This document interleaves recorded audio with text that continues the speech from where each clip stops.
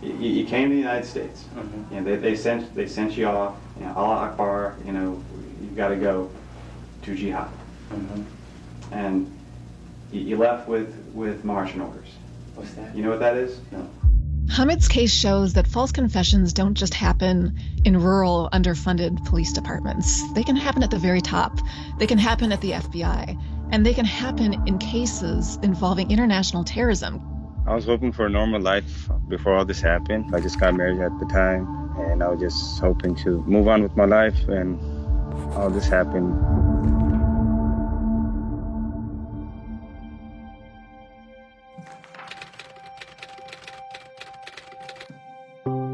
Hamid Hayat's story takes place in the months and years following the horrific 9/11 attacks. There was a lot of fear in this country that there would be future attacks, and there was a lot of really important law enforcement work done to keep us all safe. But sometimes the law enforcement work that was done became driven by fear too much. The story of Hamid's wrongful conviction actually starts a few hours north of Lodi, California, in a little ski village in Oregon. That's where a man named Nasim Khan lived. He was 28 years old, a convenience store employee.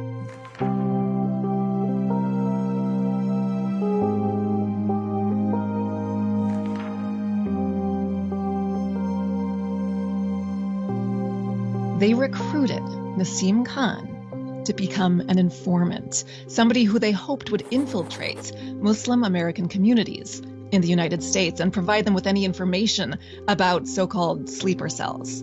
And pretty soon, Nasim Khan went from being a convenience store employee who made $7 an hour to being an FBI informant on the federal government payroll. He made hundreds of thousands of dollars.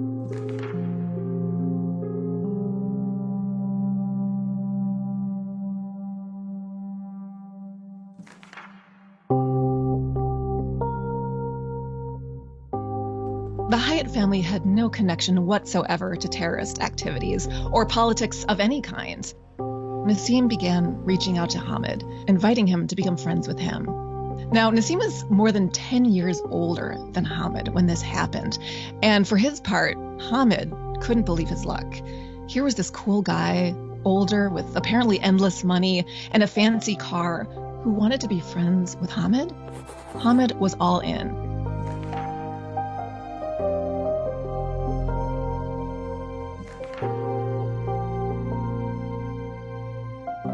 But every tip Nasim brought to the FBI didn't pan out. Over and over and over again, his tips turned out to be worthless. Turns out Nasim Khan had a reputation for lying. His own mother later called him a bag full of lies, air, and deceit. So there was a lot of pressure on the government to show that they'd gotten results from Nasim Khan and his information. And when Nasim began feeding them information about 19-year-old Hamid Hayat, the government was listening. Pretty soon, skinny little Hamid started talking of big game too. He told Nasim that on a trip to Pakistan, he'd participated in a Taliban attack. When Nasim said that he, Nasim, wanted to go to a terrorist training camp, Hamid even said he thought that was cool. But every time Nasim tried to urge Hamid to take a step himself to become involved in terrorist activities or extremism of one kind or another, Hamid always refused, over and over, even as he tried to impress this cool older friend.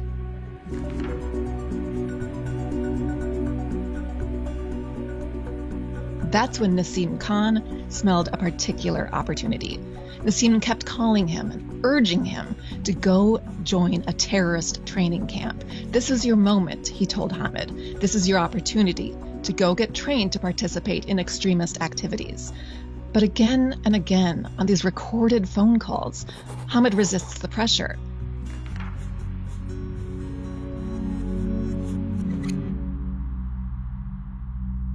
But just a few days later, on June 3rd, 2005, the FBI was at the Hayat family home, and they brought Hamid in for questioning. I understand you have some information that you've been providing about some things of importance to us. Mm-hmm. And so I want to thank you initially for that. Oh, that's my job from my country, you know. I appreciate that.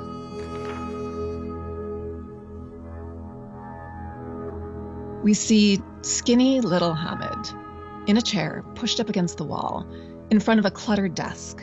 He's faced with two big FBI agents. Now, as soon as the cameras are turned on, these agents accuse Hamid.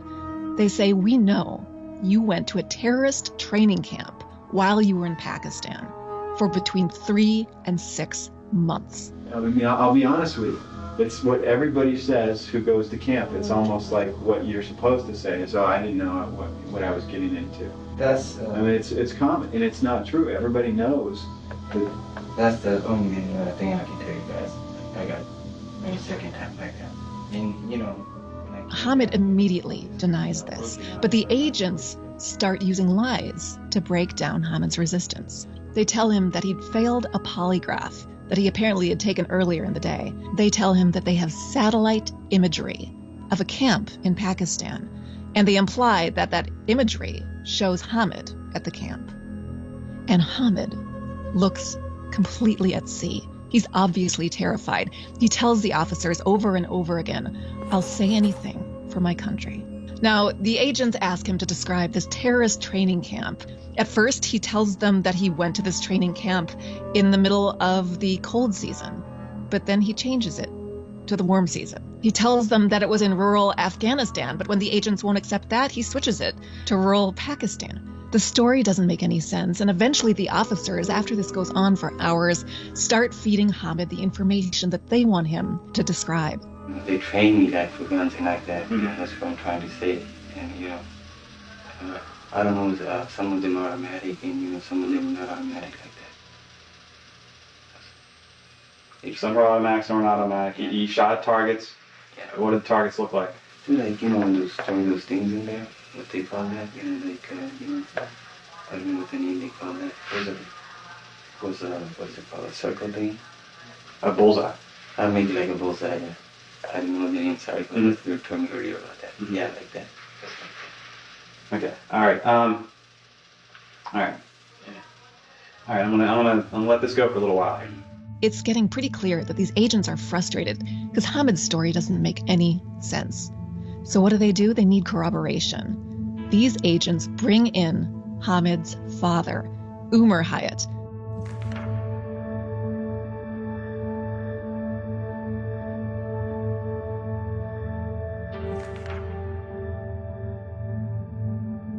That's where things really go off the rails. Umar describes it as being in a vast underground basement filled with 1,000 terrorists who are practicing pole vaulting while being dressed up like Ninja Turtles. Later on, Umar would say he got this whole story from the movie, Teenage Mutant Ninja Turtles. The agents keep questioning him, and they keep questioning Hamid. The stories don't improve over time, but by the end of the night, they have what they need.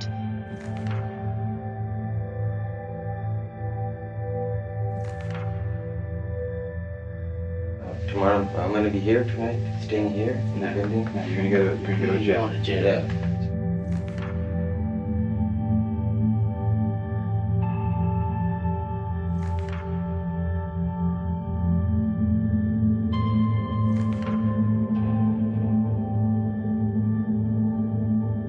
Maybe worst of all, the government put on a piece of evidence indicating that they'd found on Hamid's person a taweez, a travel prayer, something you carry with you like a talisman for safety, as though it were evidence of jihadi activity. Hamid's attorney didn't challenge that, didn't explain that it was an ordinary travel prayer carried by thousands of people.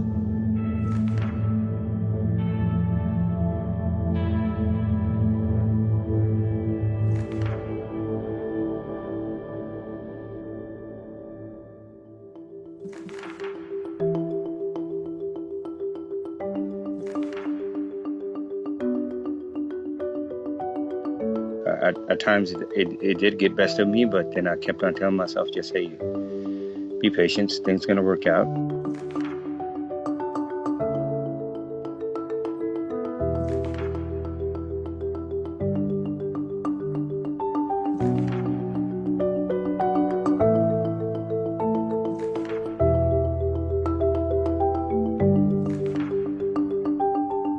One by one, these alibi witnesses are testifying by live video feed from Pakistan to tell the court that Hamid Hayat was completely innocent. He didn't go anywhere for a weekend, let alone 3 months. In addition, Dennis brought forward false confession experts, people who played the video of Hamid's confession and showed how everything he said was fed to him by federal agents. And Dennis also brought forward an expert in Islamic studies who pointed out that that travel prayer was a perfectly ordinary religious document. With all of this new information, the case took a sharp turn. In August 2019, the court threw out Hamid's conviction. And after 14 years in prison, he walked a free man. I can still remember Dennis, my attorney, telling me, hey, we won. And I'm like, stop playing with me, stop joking with me. It was just, I still think it's a dream. I just prostrated, honestly. I think a lot, just prostrated, like, thank you for this day. I guess, sorry, getting emotional.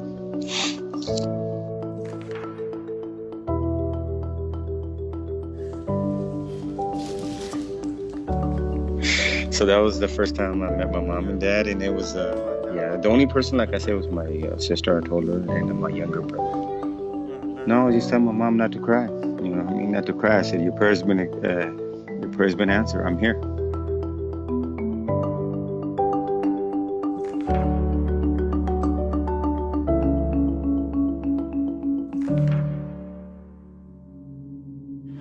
Again, I said, thank you from the bottom of my heart. I'll never be able to pay back none of your brothers and sisters, none of my supporters. I'm your guys' dad for the rest of my life. I'm your guys' servant to the day of judgment. It's truly a blessing to have a community with really supported me. And when I came out, the love and support they showed me. I started recently working. Plus, I just started to reconnect with family members, that young nieces and nephews that were born after me. So I spend time with them. I look at it as an opportunity. Work on myself now, be better than what I was when I went in, and do positive. If I can make a difference and help out other people who are incarcerated in similar situation to mine or in wrongful convictions or whatever, that's my goal. I actually just educate public about everybody. It shows that we need to reform the way interrogation happens across the board, from the FBI down to the smallest local agencies. There are good people working on changing the way interrogation works so that we can identify real perpetrators with accuracy while making sure innocents like Hamid don't have to endure years of wrongful incarceration. It don't matter how long it takes. Just continue fighting for freedom. The system is not that, what's that called, easy to get justice, actually, but you got to fight for it. You know what I mean? So, it took me, 14 years to get justice? So